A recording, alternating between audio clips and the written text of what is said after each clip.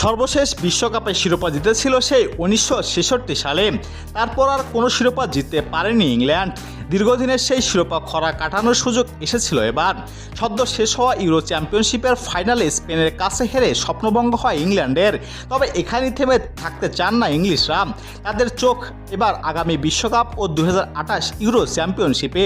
2028 euro চ্যাম্পিয়নশিপে খেলা অনুষ্ঠিত হবে স্কটল্যান্ড, ওয়েলস এবং আয়ারল্যান্ডে। তবে সেবার চ্যাম্পিয়ন হওয়ার জন্য নতুন করে ঢেলে সাজাতে হবে ইংল্যান্ড দলকে। এমন 10 জন নতুন ফুটবলার আছেন যারা বদলে দিতে পারে ইংল্যান্ড দলকেই।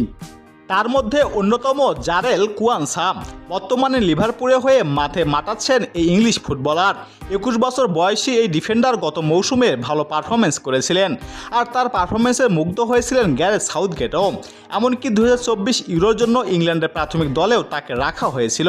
আগামী 2028 ইউরো চ্যাম্পিয়নশিপে ইংল্যান্ডের ত্রুপের তাস হতে পারেন এই ডিফেন্ডার। এদিকে ইংল্যান্ডের 18 বছরের এক তরুণ ফুটবলার বর্তমানে খেলছেন নিউক্যাসল ইউনাইটেডের হয়ে। নাম তার লুইস মাইলি।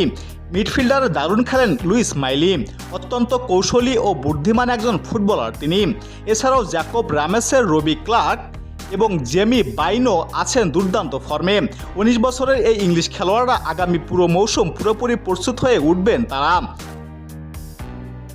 এছাড়াও ভবিষ্যতে বিশ্বসেরা গোলরক্ষক হওয়ার তালিকায় একে আছেন জেমস ট্রান্সফোর্ড। সেও বর্তমানে ইংল্যান্ড দলে খেলেন।